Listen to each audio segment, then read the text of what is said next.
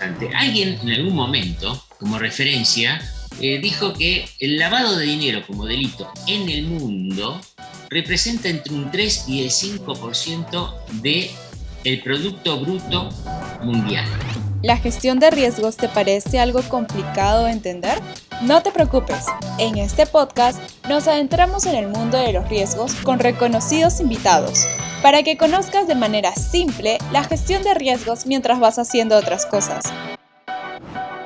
Pirani, hacemos simple la gestión de riesgos. Hola, les saluda Nicole Alcócer del equipo de Pirani y les doy la bienvenida al primer episodio del 2022 de nuestro podcast Escuela de Gestión de Riesgos de Pirani. Para este episodio tenemos un invitado espectacular desde Argentina.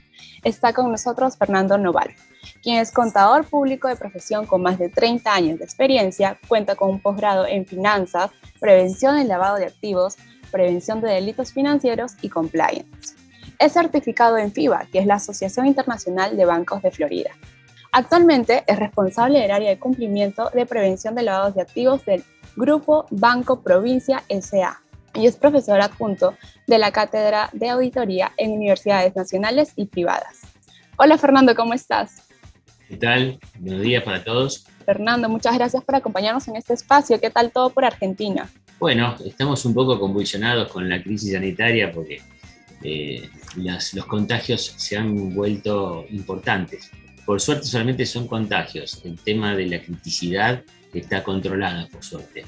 Pero es un tema que tiene un efecto transnacional, ¿no? Así que habrá que pasar esta ola de contagios y bueno, veremos qué sucede.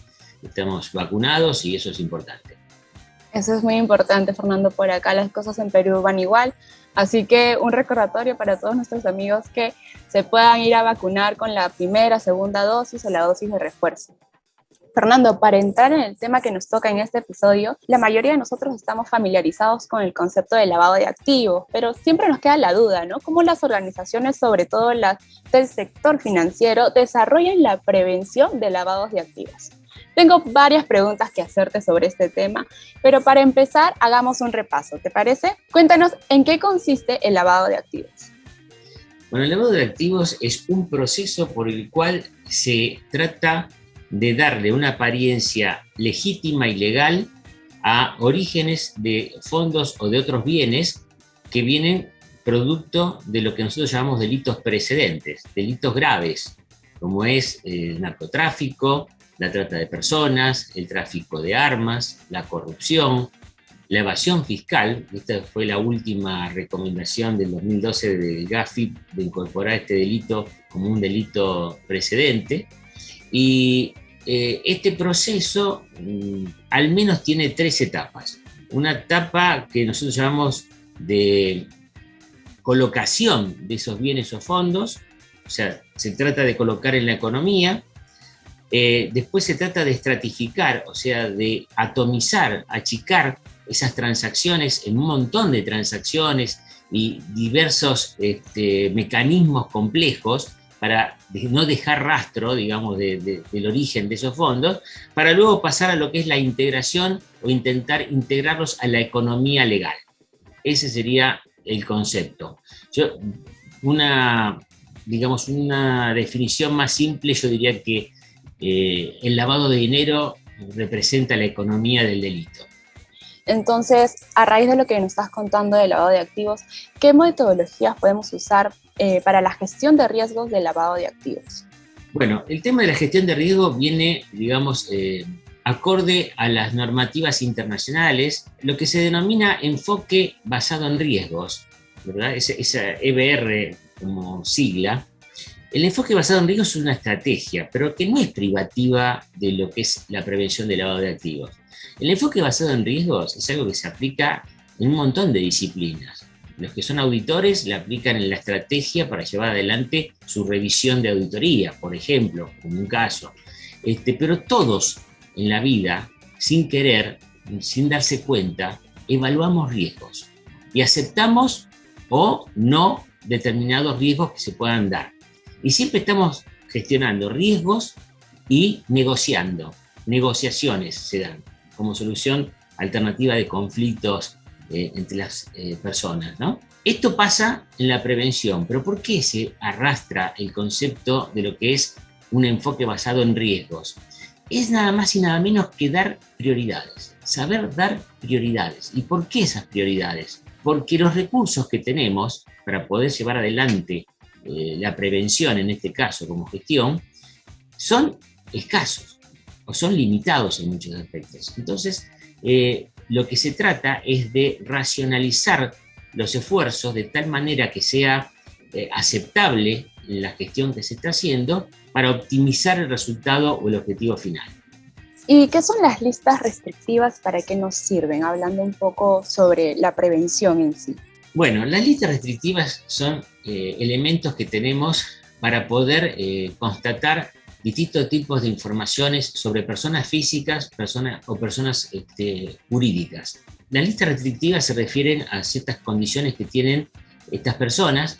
Algunos pueden ser sancionados por la OFAC, donde directamente lo que hacemos es tener en cuenta estos aspectos para poder saber si cubre las expectativas o no para ser cliente de nuestra entidad. Otro perfil que se puede ver es el tema de si son una persona expuesta políticamente. En este caso, las personas expuestas políticamente son, para resumirlo, son ciertas personas, siempre hablamos de personas físicas cuando hablamos de los famosos PEPs o personas expuestas políticamente.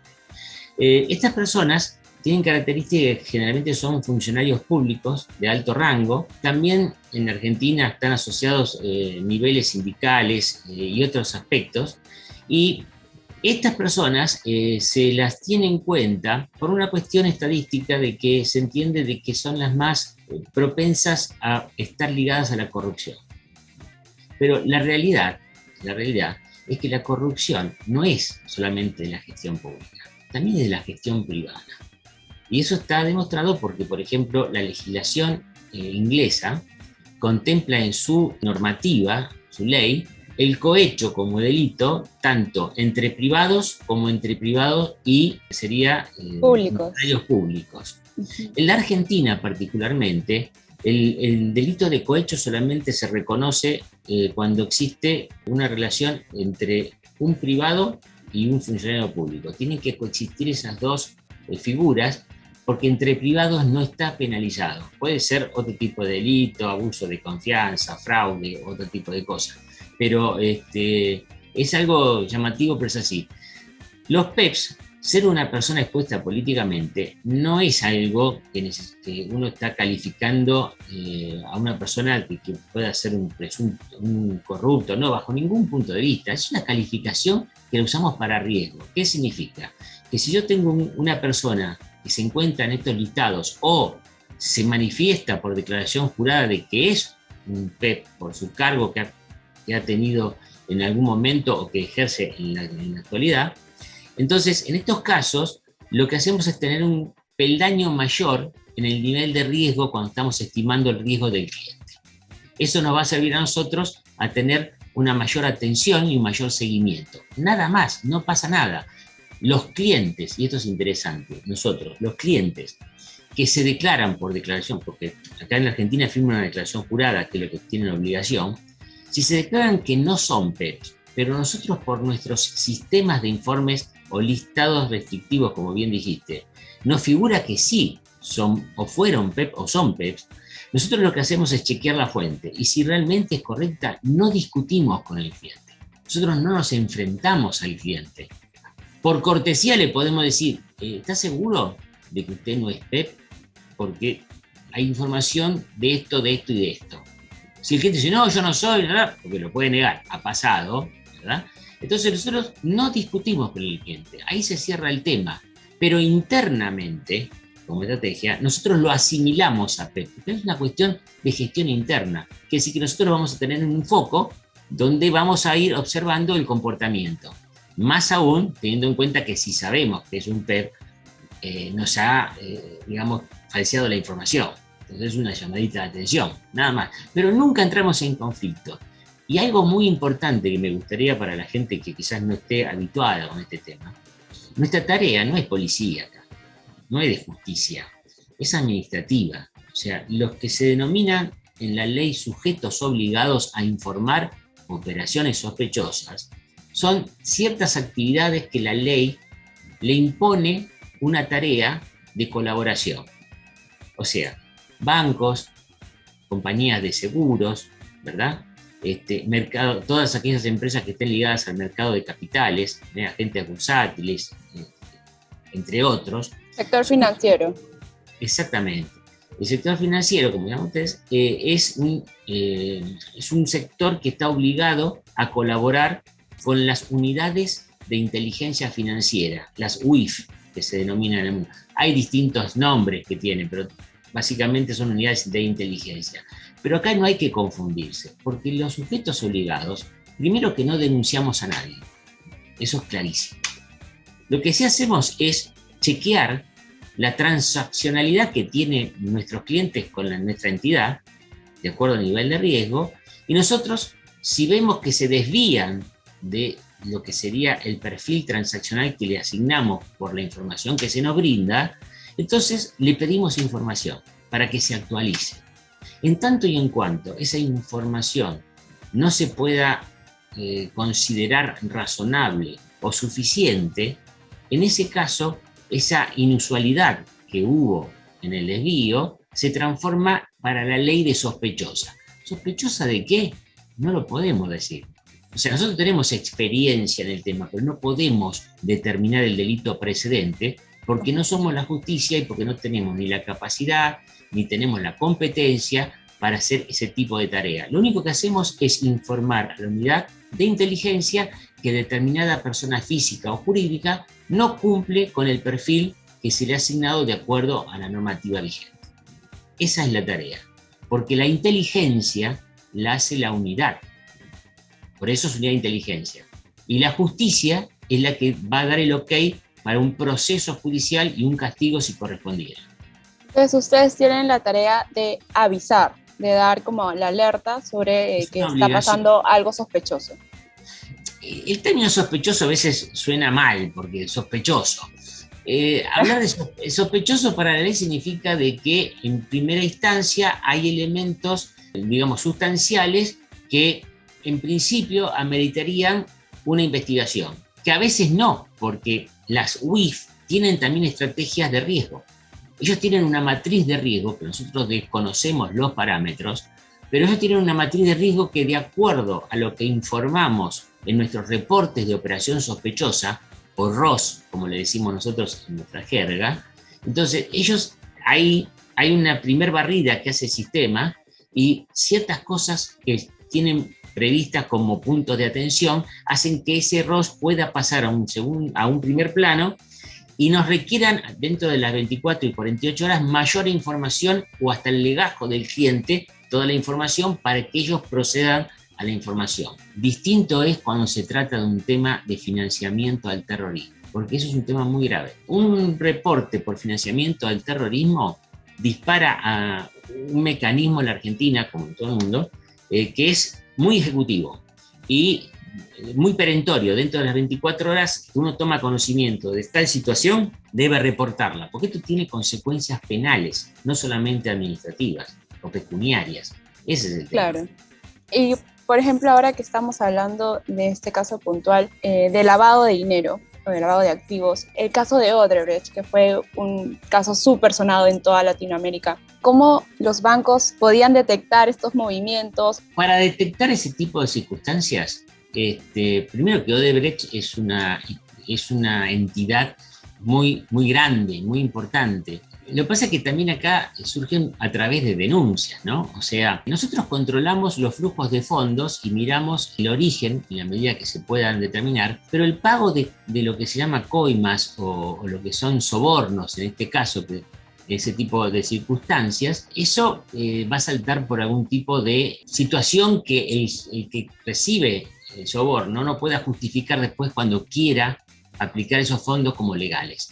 El problema que tiene, nosotros les voy a explicar, algunos mencionan lo siguiente que es interesante. Alguien en algún momento, como referencia, dijo que el lavado de dinero como delito en el mundo representa entre un 3 y el 5% del Producto Bruto Mundial.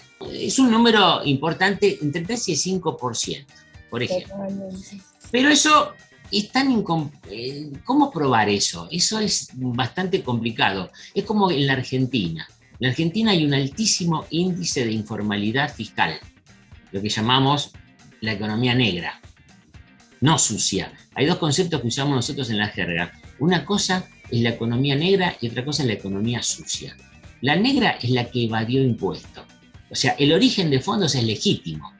Se convierte en legítimo cuando deja de tributar y hay una ley penal que lo castiga.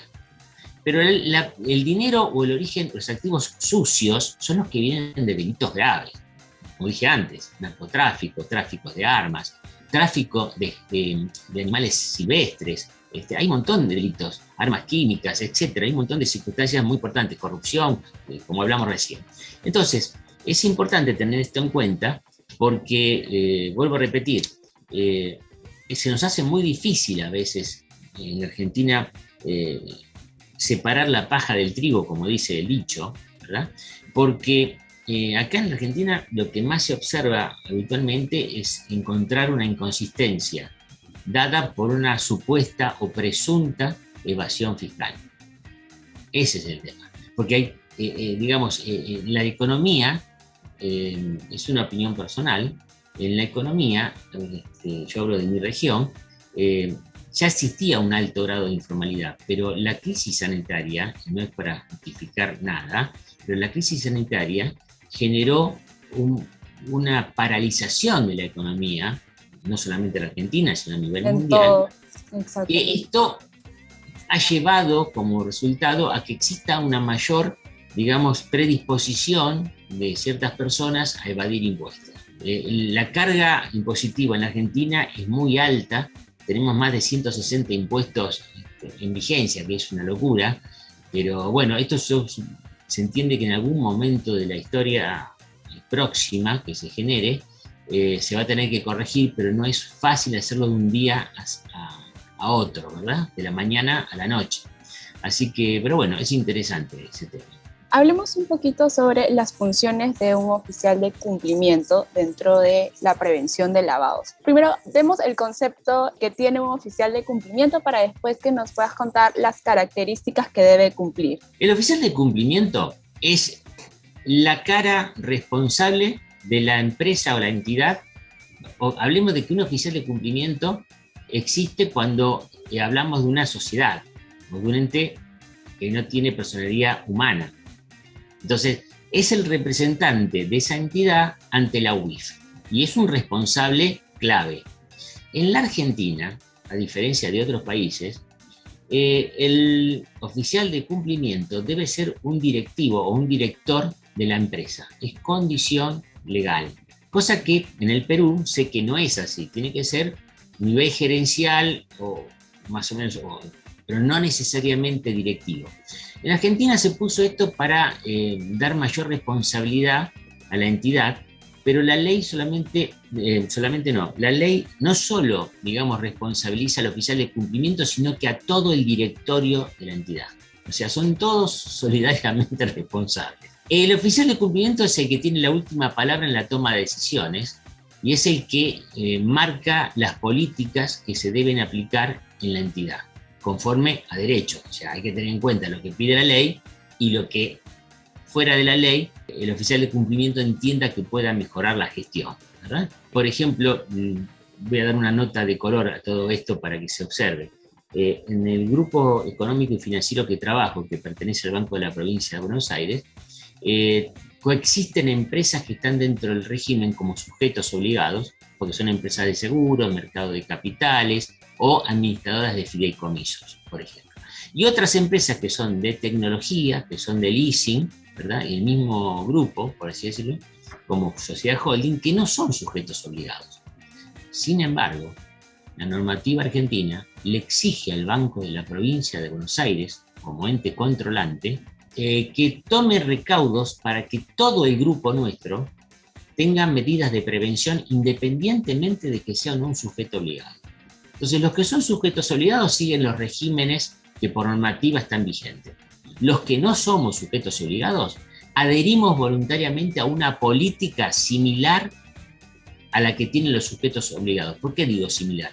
porque los que no somos sujetos obligados no reportamos operaciones sospechosas, no podemos reportar, no estamos dentro del sistema de reporte. Entonces, ¿qué hacemos? Lo que hacemos como medida de prevención es no interactuar con clientes que nos presenten negocios o situaciones de comercialización que puedan estar encuadradas en operaciones sospechosas.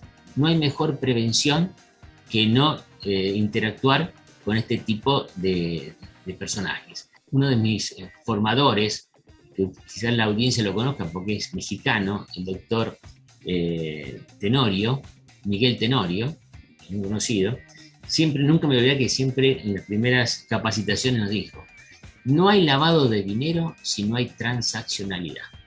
Para que haya lavado de dinero tiene que haber es condición sine qua non, eso es una regla de oro. Entonces, nosotros aplicamos esa política, pero en la Argentina existe lo que se denomina reporte voluntario o declaración voluntaria, que eso la puede hacer cualquier ciudadano de la Argentina que tiene conocimiento de alguna circunstancia de estas, se puede presentar bajo protección de ley y hacer un reporte de una situación que pueda ser, digamos, tenida en cuenta por la UIF para una investigación. Nosotros nos reservamos el derecho de acuerdo, digamos, a la situación, a poder recurrir en ese caso, pero ser un caso extremo y bajo, digamos, dictamen de lo que sería nuestra gerencia de legales, ¿no? Porque es un tema bastante delicado. Pero tenemos un sistema de prevención que si lo llamamos autorregulado, para los que no son sujetos obligados, y en el conjunto todos tenemos políticas de prevención de lavado de activos. Yo creo que en un futuro, cuando la economía pueda ser más saneada, sería una medida saludable de transparencia que entidades que no son obligadas puedan adherir a este tipo de mecanismos. Más que todo que ahora están muy, digamos, a flor de novedad en muchos países la aplicación de lo que se llama la ley de responsabilidad de las personas jurídicas, la ley penal. Desde el 2018 en la Argentina a la fecha está vigente una ley que penaliza a las personas jurídicas, digamos, en distintos delitos. Entre ellos está el cohecho o corrupción.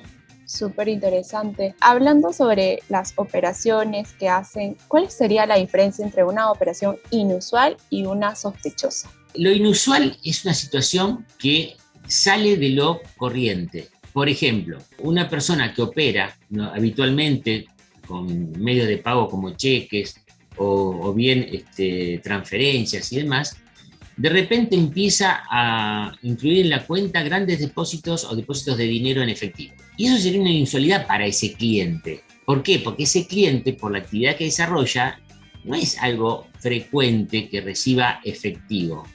Hay otras actividades que sí pueden ser frecuentes que tengan efectivo y hay que tener otro tipo de controles, porque, por ejemplo, una empresa que tenga servicio de garage o parking, en muchos casos hay ciertos lugares todavía que sí pagan en efectivo ese tipo, aunque se está migrando a la billetera electrónica, a las tarjetas de débito y demás, para tratar de tener esto bajo una transparencia financiera mejor.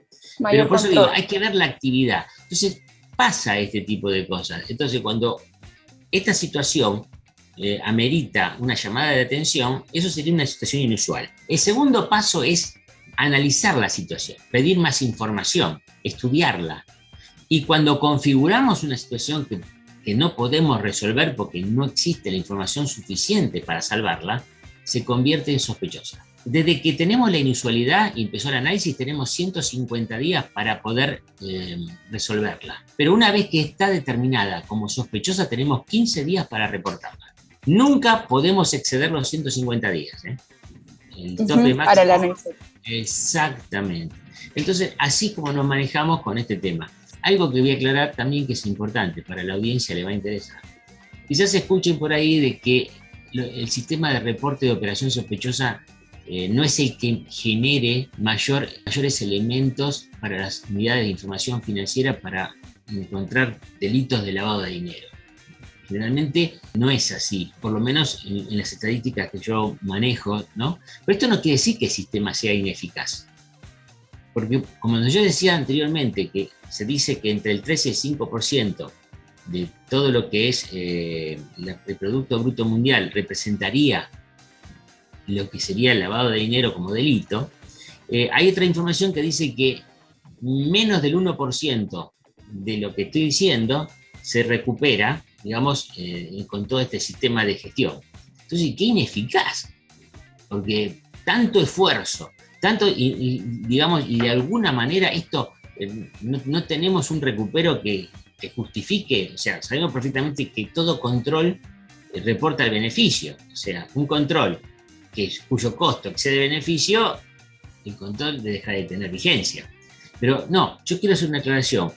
Lo que tendríamos que medir, de alguna manera, y esto es difícil, pero es cuánto de lo que se intenta lavar por nuestros controles impedimos o le ponemos un palo en la rueda para que no puedan llevar adelante este tipo de delitos.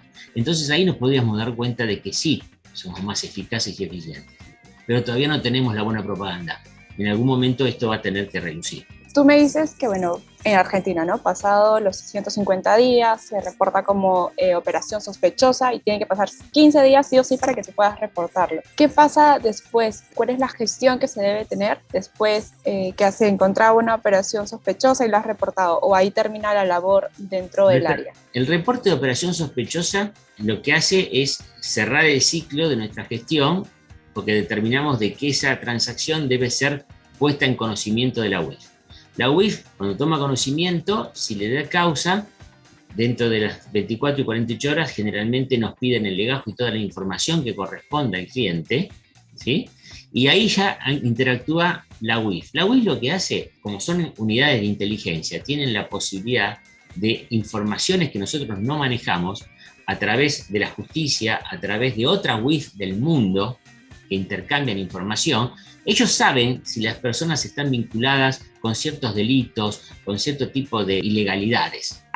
Llevan adelante esa gestión y una vez que configuran una causa que pueda ameritar un proceso judicial, arman un informe de inteligencia. ¿Qué es un informe de inteligencia? Es un informe en el cual, sin dar, digamos, ciertas precisiones puntuales, dan toda la información necesaria para que la justicia investigue. Se les da todo, digamos, servido, por así decirlo, para decir, bueno, encontramos todo esto, la investigación tiene que ser la fiscalía. Y después viene el proceso judicial por el cual, si son culpables, tendrán la sanción penal que corresponde.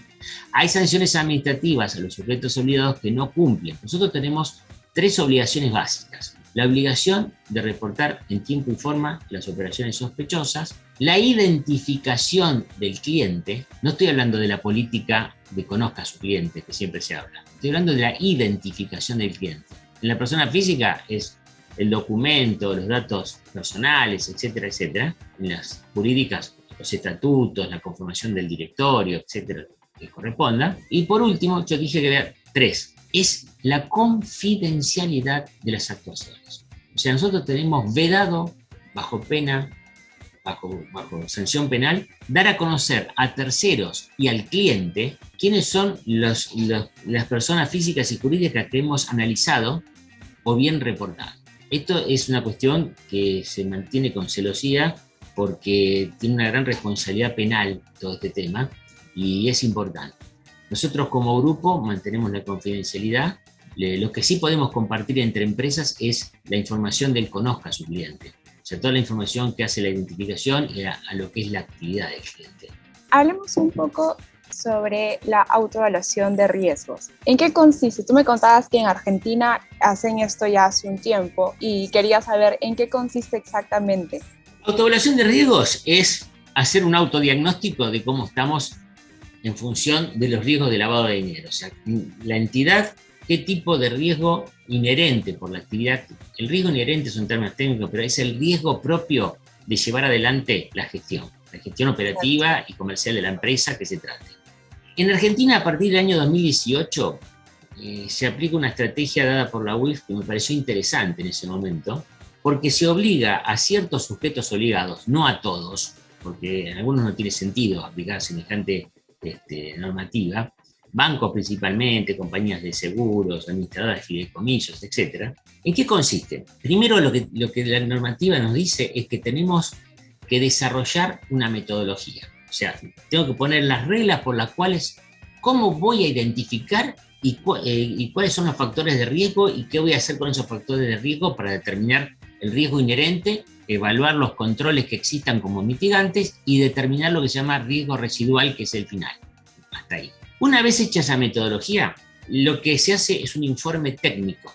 El informe técnico lo suscribe el oficial de cumplimiento y que va a dar el resultado de la aplicación de esa metodología. Ese informe técnico se tiene que presentar a la unidad de información financiera.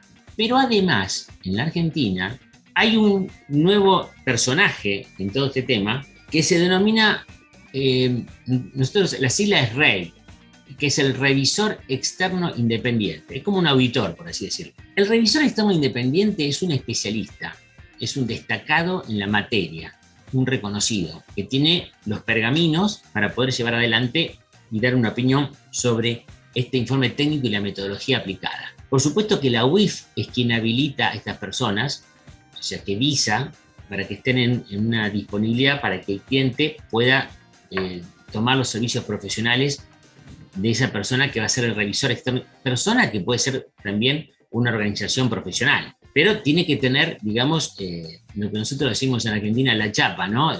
Los antecedentes, digamos, suficientes y necesarios para poder llevar adelante esta opinión, y va a opinar sobre la adecuación que tiene la metodología y el informe que se realiza ante la UIF, que le va a dar ese reporte directamente. Entonces la UIF va a tener una metodología propuesta por la compañía, una autoevaluación de riesgos con los resultados de esa aplicación y una opinión de un profesional experto en el tema sobre el grado de adecuación.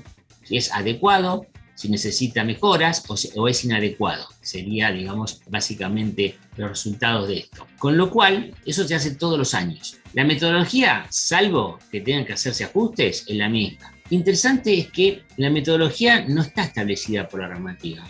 La determina la empresa. O sea, si usa estándares internacionales, se usa, no sé, Gafi o lo que es principios Wolfram, o si bien utiliza Sarlaf, que es el colombiano, el sistema, ¿verdad? O el australiano, ¿verdad? O las ISO que correspondan, eso queda a criterio de la empresa. Yo creo que esto lo hicieron en primera instancia, porque me parece a mí, es una fantasía que tengo, yo creo que la UIF, como ya estamos entrando en la cuarta vuelta de todo este tema, en la actualidad, va a poder tener la oportunidad de ver en cada sector cuál metodología entiende que es más adecuada. Y va a poder sugerir, supongo yo en algún momento, a los distintos sujetos obligados cuál es la metodología para bancos que deberían seguir, porque si no, acá cada uno aplica una metodología diferente. Total. Y entonces, unificar criterios, pero bueno, esto es propio de un comienzo de todo esto. Es razonable que pase. Así que, bueno, esto es un poco el tema de la autoevaluación de riesgo, que es muy útil, pero lo más importante que yo observo es que estamos en un momento en que tenemos que, digamos, empezar a entrenarnos en el día después. Porque determinar los riesgos, el riesgo inherente, los mitigantes, el efecto y el riesgo residual, es bárbaro. Pero no es que se termine ahí. Uno hace eso y ya está, listo. Vamos a ver el año que viene qué da. No es así. El tema es pensar esos resultados, ¿en qué inciden en mi día a día? Yo con los clientes que determino que son de alto riesgo, ¿qué hago en el día a día, en el día después de que hicimos la autoevaluación, hasta que venga la nueva? O sea, tenemos una política de revisión, de seguimiento para estos casos. ¿Qué hacemos con los de riesgo medio? Y los que son riesgo bajo, ¿no los miramos nunca? O por una forma aleatoria podríamos tomar algún caso como para poder, digamos, ir controlando en la medida que se justifique racionalmente los esfuerzos. Eso es un planteo que lo tomo como una especie de aporte para que quede, digamos, a disposición de la audiencia y que lo piense. Cuéntanos sobre la segmentación que hacen en la prevención de lavados. ¿Cómo se debe realizar una debida segmentación, que es la clasificación de grupos, para poder generar alertas oportunas? La segmentación lo que implica es la agrupación de distintos conceptos de acuerdo a características en común que tienen. Al agrupar los distintos tipos de clientes que tenemos, o sea, en los fideicomisos tenemos fideicomisos de construcción, fideicomisos de pago, fideicomisos financieros, con o sin oferta pública. Cada uno tiene características distintas. En la segmentación lo que se trata de hacer es darles el tratamiento, digamos, el protocolo que corresponda a cada conjunto que hemos segmentado. El tema de las alertas son necesarias, tienen que ser automatizadas, ¿verdad? Eso es fundamental. La menor intervención, casi cero, digamos, de intervención humana, para que no exista ningún tipo de tergiversación, que es lo mismo. Pero las alertas son llamadas de atención. Entonces, esas llamadas de atención tienen que ser oportunas porque son llamadas de atención, nada más. Cuando tenemos una llamada de atención implica que tenemos que hacer una observación, un seguimiento y un análisis. Generalmente somos los malos de la película para algunos, pero no. Yo creo que somos un mal necesario, ¿no? Si no existiera este tipo de controles, que no es infalible, yo creo que el mundo estaría en graves problemas, más de lo que tenemos ahora. Es súper importante tener esta prevención que ustedes hacen el día a día. Cuéntanos, para ir cerrando un poco el episodio, me pareció súper interesante todos los conceptos que nos estás dando para poder entender a mayor profundidad. ¿Algunas recomendaciones finales que tú podrías dar a las personas que están empezando en el mundo de la prevención del lavado de activos? En esta especialidad hay dos características que tiene que tener la persona básica, aparte de la formación técnica, ¿no? Yo creo que la persona tiene que tener compromiso e integridad. Son dos factores importantísimos. Si tienen compromiso e integridad y una formación técnica adecuada, el resto es una cuestión de sinergia y de entrenamiento. Sumamente importante lo que nos comenta, sobre todo lo de la integridad, que es algo que no se ve mucho en este tiempo, pero que el área que ustedes manejan sí o sí necesita y requiere. Muchas gracias, Fernando, por tu tiempo, por este episodio que nos has brindado. Y por último, quisiera que nos cuentes si te podemos encontrar en alguna red social como LinkedIn. A mí me pueden encontrar en LinkedIn con mi nombre, y también tengo una página que estoy trabajando como para que existan informaciones de este tipo de cosas, que es antilavado.com.ar. Muchísimas gracias. Nos vemos en un próximo episodio. Por supuesto que sí. Gracias. Chao, chao.